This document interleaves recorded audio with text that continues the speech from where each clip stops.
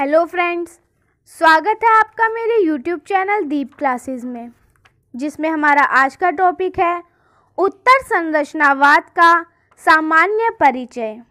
हमारा आज का टॉपिक स्टार्ट करने से पहले अगर आप हमारे चैनल पर नए हैं या आपने अभी तक हमारे चैनल को सब्सक्राइब नहीं किया है तो इसे सब्सक्राइब कर लें, जिससे हमारे आने वाले वीडियो के सभी नोटिफिकेशंस आप तक पहुंच सके। चलिए अब हम अपना टॉपिक स्टार्ट करते हैं। जिस समय समाजशास्त्र और इतिहास के क्षेत्र में मिशेल फूको ने विचार की प्रकृति और इतिहास की अवधारणाओं को बदला, जॉक लाकान ने मनोविश्लेषण के क्षेत्र में संस्कृति के निर्माण और बोध के तरीके बदले, तब माना जाता है कि एक नया व्याख्यावाद स्थापित हुआ, जिसके पीछे कारण के रूप में जॉक देरिदा के विखंडनवाद की पद्धति को देखा जाता है, जिसने न केवल साहित्य समीक्षा पर ही असर डाला बल्कि भाषा और दर्शन की प्रश्नोत्तरी को भी बदल डाला। इसी क्रम में उत्तर संरचनावाद भाषा के क्षेत्र में निजता, तादात्म्य और अर्थ के पुराने परिमाणों को खंडित करता हुआ आया। यह केवल एक पद्धति की तरह न आकर एक दार्शनिक विचार की तरह आया। यह विचार के रूप में फ्रांस के 7वें-8वें दशक में विकसित हुआ और आज विश्व के भौतिक वातावरण का निर्णायक स्वर है, जो उत्तर से उत्तर संरचना विकसित करने में सहायक है। यूरोप के मौजूदा चिंतन पर इसकी गहरी छाप है। इसे उत्तर औद्योगिक युग की रणनीति भी कहा जा सकता है और विखंडन भी। संरचनावाद आधुनिक राज्य सत्ता एवं समाज का पूर्णतम रूपवाद था और है, जबकि उत्तर संरचनावाद उत्तर आधुनिक समय का उत्पाद है। इसलिए वह एक विराट विखंडन में ही स्वयं को सिद्ध करता है। 7वें दशक के मध्य में संरचनावाद की राजनीति निरंकुश प्रतीत होने लगी और उत्तर संरचनावाद के जरिए उसके सीमांतों पर प्रहार किया गया। नैतिकता के आधारों के प्रश्न, राजनीति की नैतिकता के प्रश्न, आधुनिकतावादी निरंकुश जनतंत्रों में मानव अधिकारों का उद्घोष नए नए ढंग से उठने लगा। संरचनावाद में निरंकुशता के तत्वों को सबसे पहले 1950 में लाकान ने खोजा। उसके अनुसार लेवी स्ट्रॉय द्वारा विकसित संरचनावादी पद्धति मनुष्य और समाज को अंततः एक मशीन की तरह सुपरिभाषित और कथनीय बनाती है। यह खतरनाक है। वह मनुष्यों को केंद्र में नहीं रखती। 1981 के आसपास मिशेल फूको ने मैडनेस एंड सिविलाइजेशन में अच्छी तरह सिद्ध किया है कि इस तरह हमारे आधुनिक विज्ञान एवं समाज विज्ञान दमनकारी है। उत्तर संरचनावाद की प्रबल स्थापना 7वें दशक के मध्य में जॉक देरिदा के speech and phenomena, writing and difference तथा ऑफ ग्रामेटोलॉजी में स्वीकार की जाती है। इन अध्ययनों ने संरचनावाद का चला आया वर्चस्व खंडित कर दिया। वह विधाओं के वर्गीकरण को व्यर्थ मानते हैं। विखंडन का कोई परंपरागत रूप विधान संभव नहीं है। वह दर्शन होते हुए भी दर्शन नहीं है। वह आलोचना होते हुए भी आलोचना नहीं है। विखंडन विचार को निरस्त करता चलता है। उनकी दृष्टि में आलोचना, दर्शन, भाषा विज्ञान आदि तमाम मानव विज्ञान विखंडन की वस्तु है। सभी कुछ देरिदा का लक्ष्य है। विखंडनवादी दृष्टि में साहित्यिक पाठ और आलोचना में कोई भेद नहीं।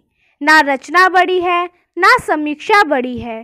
सभी प्रयत्न बराबर हैं, क्योंकि सभी लेखन है।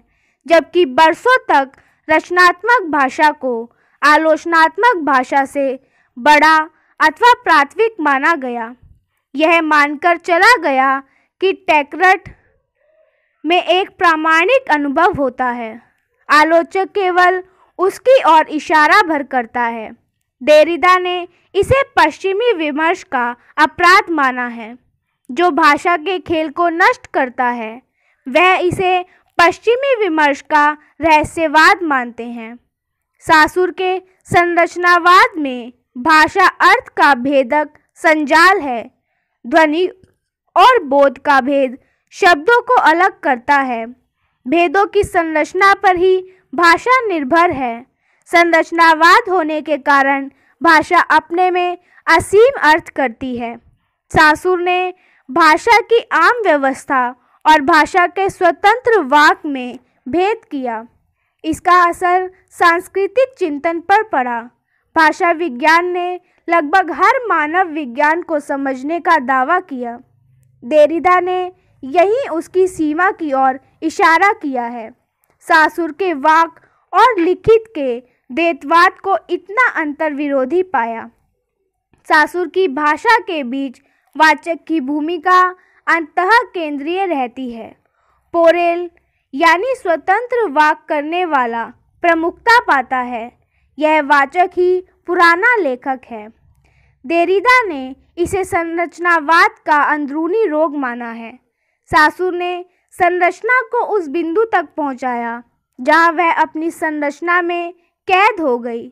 उसने भाषा की बात करते करते भाषा को ही दबा दिया।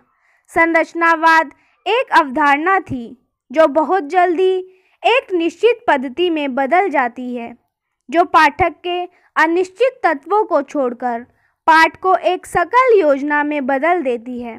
इस खतरे से बचने के लिए देरिदा इकहरे समीक्षा पद नहीं मानते। वह पार्थक्य या भेद पर जोर देते हैं। यही चीज़ उनकी मान्यता को अवधारणा या बंद सिद्धांत बनने से रोकती है। वह अंतिम पाठ के अंतिम अर्थ मूलतः लेखक को ही नष्ट कर देता है। वह लेखक को तमाम सांस्कृतिक क्रम का स्रोत मानते हैं जो अपने भीतर निहित ज्ञान को दबाने वाला है। विखंडन इस लेखन की कैद में दब रहे अर्थ को मुक्ति देता है। उनके अनुसार पाठ के बाहर कुछ नहीं। देरिदा मानते हैं कि अब भी हम संरचनावाद में कैद हैं। विखंडन उसके बिना संभव नहीं है। हम कह सकते हैं कि उत्तर संरचनावादी प्रविधि के लिए हमेशा संरचना चाहिए। विखंडन साहित्य की उत्तर आधुनिक स्थिति है। विखंडन से साहित्य सैद्धांतिकी नामक विधा भी आरंभ होती है। एकमात्र उत्तर आलोचना की विधा है जो दुनिया को देखने पढ़ने की एकमात्र उत्तर आधुनिक विधा है। विखंडन उत्तर संरचना का पर्याय नहीं है। यह एक रणनीति है जो उत्तर संरचनावाद को भी विखंडित करती है। विखंडन का उत्स पाठ में है। यहाँ पाठ के पाठक और पढ़ने की क्रिया पर जोर है।